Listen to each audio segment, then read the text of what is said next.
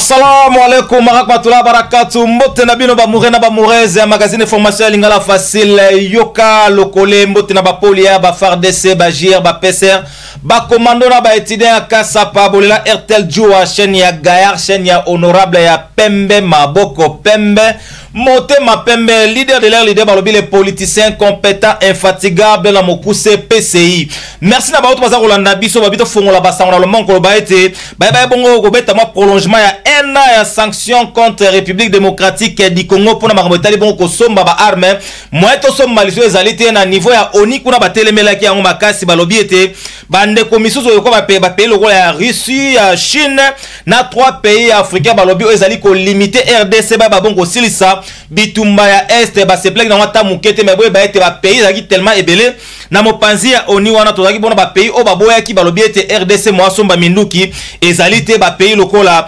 États-Unis, France, Royaume-Uni, Arabie, voilà, Inde, Norvège, Irlande, Brésil, Mexique, na ba pays misusu lokola ba pays lokola Albanie, kasi ba pays oyo bazalaki pour balobi ke RDC et sengé na bango basomba bongo minduki tozaba ba pays lokola Ghana, Gabon, Kenya, Chine, na bande ko misusu ya Russie, bango pe balobi ete et sengé na RDC ba bongo somba minduki mais malheureusement ba pays ezaki pour ezalaki 5 ba homme sous wana ba boya ki bazali contre balega ki tellement majoritaire moyeto somba minduki ezalité ba baxel biso sanction ya un an les sous to revendre na boyeto bunda na makambo est tinenge ekosila mais en attendant le chef de l'État fait dans ton Tshisekedi Tshilombo Fachi Beton à partir de Kinshasa mokola le 30 juin à ça qui mon message pour na koloba ete ba rebelle ya M23 bazali bongo soutenir na bandeko ya Rwanda. Bien aimé dans le Seigneur. Notre pays fait face à une énième agression de la part du Rwanda qui agit sous couvert du mouvement terroriste M23 et ce, en violation de tous les accords et traités internationaux. À ce sujet, garant de l'unité et de la cohésion nationale, je réitère mon serment constitutionnel de maintenir l'indépendance et l'intégrité territoriale et de sauvegarder l'unité nationale. Je rassure le peuple congolais, dans toute sa diversité, que je ne ménagerai aucun effort pour que la paix et la sécurité soient rétablies et que les agresseurs soient repoussés hors de notre territoire. Voir le magazine information lingala facile yoka lokole tozonga pona mpanzi mingi ya Ruchuru kote kuna balobi ete masolo ya ba M23 ne bazali ko bunda na kati ya mboka na biso eza kopesa pasi yango wana bandeko ebelo bazali ba congolais to be batuchi o bazo nationalité congolaise ba bon kopesa moi message ama pona koloba ete esengeli vraiment na gouvernement na biso ya RDC ba ko protéger bango po ba mi sentir na insécurité na kati ya mboka Congo. Bien aimé dans le Seigneur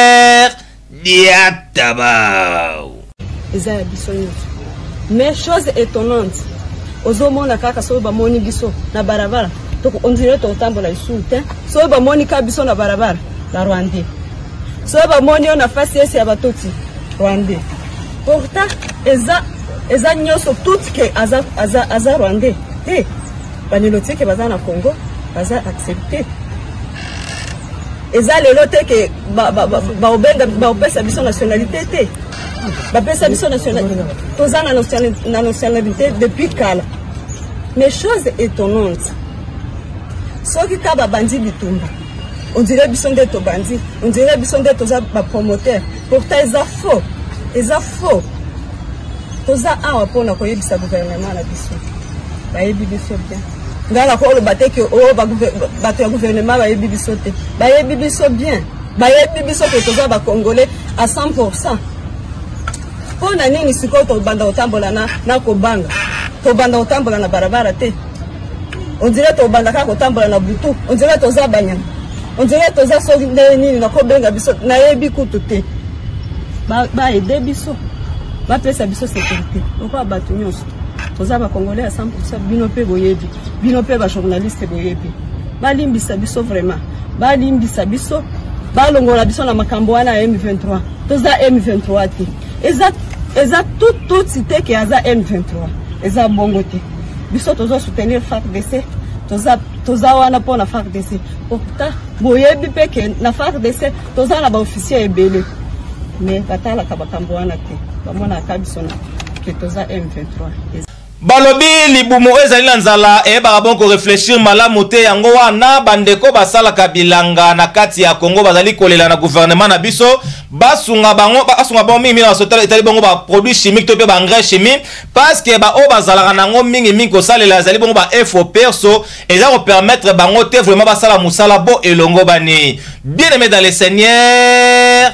diatabao bandeko babolingo balobi ete libumu ya nzala ezalaka na bomoto te yango wana bandeko basalaka bilanga balobi ete bilanga ezalaka malamu mingi a partir ya 6e mois babongo kolona biloko bo elongo bani po ekola po bato balia ndunda basepelama bazali kosenga balobi ete ba autorité ebele bakipaka bango lisusu te pona kozwa ba engrais chimique eza kopesa bango pasi makasi ba dépito bakenda ko plaider pona problème na bango ya ba engrais soki bakei bazui yango bakomisaka bango lokola misali na bango moye pe bazwa ba produit yango malamu ezali te misu bakomi kotekela bango ya kotekela baloba te po bazwa zéro. Natangi mingi, je suis un licencié. Alors l'université nous a appris à créer. Alors je ne devrais pas croiser les bras. Alors j'ai fait recours en agriculture. Le col na lobby bien que il y a des principes à wana mabele. Mabele est là na nyongo ya motote. Alors c'est pour cette raison oloni et sengeli mabele futayo. Et des fois na mona ka honora nani bâtonnier muyamu. Era le kaka. J'ai beaucoup aimé ce travail d'agriculture. Pour ezande vie soki biso nyonso ba congolais tomi tiaka na misala ya agriculture mbogo kekende liboso misala tozo sala ba onje bazoya batindi biloko po basalisa bato bazo sala misala mais eyena mabobo ya bakonzi oyoki ba député babimi kuna otozana babilanga otozana nini bazwi ba produit wana o ekosalisa ba agriculteur po ba bimisa biloko ebele pona développement ya mboga na biso katanga. Mais bazozwa biloko wana après un temps bango bamoni période ya mbula te bilanga tozo sala baweleli biloko mais après un temps omoni mikolo muke babandi koteka ngo pas de particulier po bango bami bombi po bamona bango te mais babandi ko bimisango en coulisses po babanda koteka ngo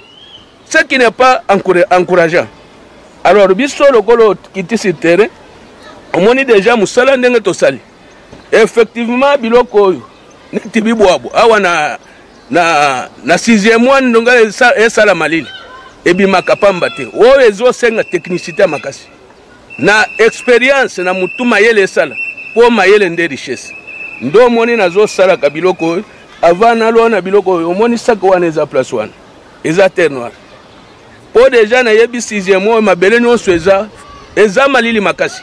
Alors po biloko oyo neti babibwa batekuteko ebima esengeli osala ba recherche makasi pona ozwa terre noire wana po banda kolona nango.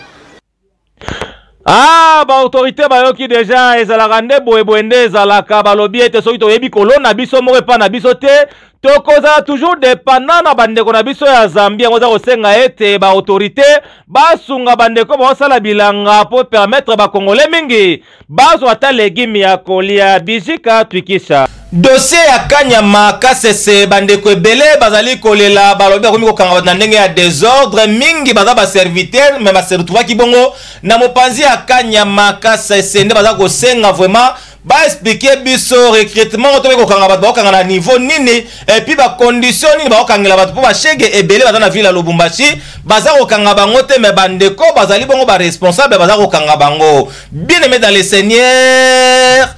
diatabao bandeko babolingo na kati ya RDC bandeko ebele bakomi kolela balobi ete masolo ya Kanyama Kasese ekomi na système ya etekama ezui eza kokanga bato eza kokipe lisusu te bandeko ebele bakomi koloba balobi ete makambo baza kokomprendre te bashege ebele na ville ya Lubumbashi baza komona bango te mais bakomi kozwa ba innocent yango wana tone komona bongo. Directeur provincial ya droit de l'homme Joseph Chungu Ingila a expliqué biso est-ce que makambo ezali kosalama ezali malamu ou bien ezali na incompréhension eza ko se passer à partir ya ba arrestation ya bandeko ebele tulika.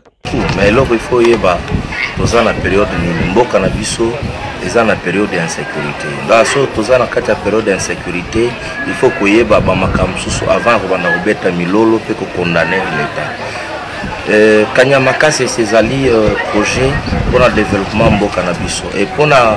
projet wana ezala réaliser eza osenga bato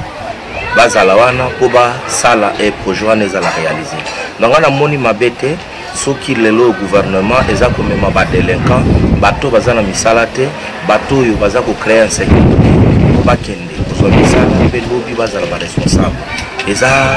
likambo ya kolobata bikeno vala l'État non so babio non voilà bazokanga bato nyonso nana banzi ke mutu nyonso azana monoko mutu nyonso pa bi comment comme justifier so bakangyo ya solo za responsable eza parent salaka zala na carte de service aux étudiants zala na carte na yo en tant qu'étudiant mais koza ebele na université ba lia minéral banda ba lia ba frais akali banda kala ndo bakena na bango juste pour la formalité kokosa baboti et les loyo surtout za na insécurité c'est suite ya bato ebele bazana misala te mais gouvernement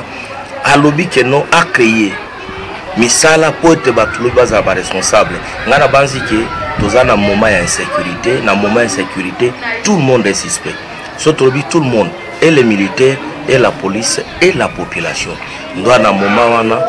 l'État aza pe na droit na moment moko kotia moi dictature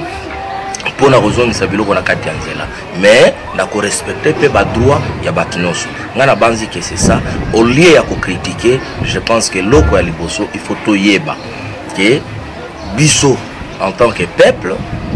tozo sala nini et nini toza contribuer peut être mboka na biso ekende liboso so trobi que no bazo kanga bato en désordre quelque part eza ko exagérer parce que nga babisike belé na lengaka ya bato bakangi soko tuni et belé ezali bato oyo baza ba délinquant na base nde yango wana ndo to éviter loko wana puisque na mone loko yango bato bangi bakende nango même na sens à tribalisme non soki tolingi to développer mboka na biso to éviter kozala derrière ba politiciens ba oyo baza ko combattre développement ya mboka. Moi je pense que c'est ça na bengisi kaka population na biso ezala vigilant soki bakangi yo en tant que responsable ko ça la trouble te baza kotuna bazo mema kaka mutu batie na saki te bakene non baza kotuna tant bakomi na bango kuna ke ozalaka wapi osalaka nini et koza ba miso baza ko libérer bango et koza ba miso baza kotikala pour ba adresse na bango et banité. Voilà bino moko boyoki nenga peseli masolo c'est-à-dire zali idée moko ya malamu ya kokanga bandeko oyo bazali bongo mingi sans identité po bapesa bango pe misala surtout ba vagabond to pe ba chege mingi batolo machawa e sengeli kozwa bango kena bona kana makasese bayekola musala ya maboko po lobi bakoma utile na société na biso sisi totika masolo ya Kanya Makasi setokene na lomango mingi pona masolo tali bongo este ya RDC esika pibitu mezali koinda butu pe moi mais heureusement que na mokolo ya lelo toloba awa FARDC a récupéré ba village ebele na mopanzi ya Rutshuru. Bien aimé dans le Seigneur Diatabao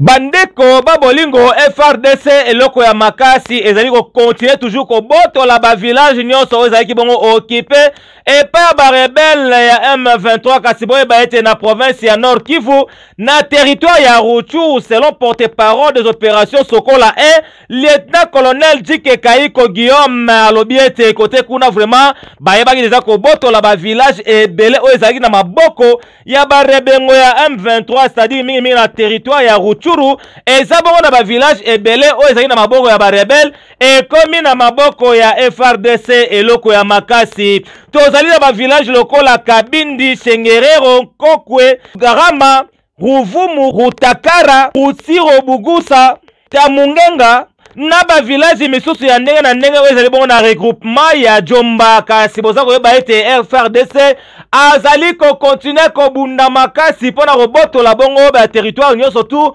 oya RDC pour le bien chef de l'État lobaki ke ba kotika ta espace mokete et pa ya ba rebengo sisi talanda mbo ya basango to bombelaki na magazine information ya lingala facile yoka lokole merci na ba polia ba FARDC ba JIR ba PCR ba commando ba étudier ya Kasapa bolela RTL Joua chaîne ya Gaillard chaîne ya honorable ya Pembe Maboko Pembe Motema Pembe leader de l'air leader babi les politiciens compétents infatigables na Mokuse PCI merci la réalisation Oyana Maboko ya Joseph Désiré Mobutu le maréchal Bakulu Basissa merci la régie finale Ezana Maboko ya Prince Kilofia na Claude Saini merci la baneau balenga caisse na caisse sans plus tarder tout ce pela na autre chose va résister dans l'hôpital docteur Alobi so va salir opération dans 2 jours au Koufa alors moi ils ont 3500 € pour ça l'opération mais nga ndena boye na tika suna mbongo te na bengi so uti Congo yi awa na suna mbongo te mbongo na tika nango ezakaka pour nous sommes le cercle na matanga na kopanza batu ndenge ezala na kofuta so mbongo na pour ça l'opération mbongo yo tika nango ezalika kapana okundanga yango na rubi na za peso facture banda uputami na maternelle ubandi utanga grâce banda na maternité tikudia kumela na ushirisi class na nayo na timba yo na putu uzopesa ngambongo wa oyo papa rangati so upesa ngambongo tena za ubeta yo siku Naïbi que Bozali déjà à Kosepela mais moi l'ICC par rapport et ça la bien l'ICC alelo et autre pas notre père Zengamambo le grand orphelin notre père Zengamambo alobi boye soki olien taba okobosa na elongi na e mais soki olien moto okobosa na jamais elongi na e pour l'autre souki awa nous sommes bénis dites amen.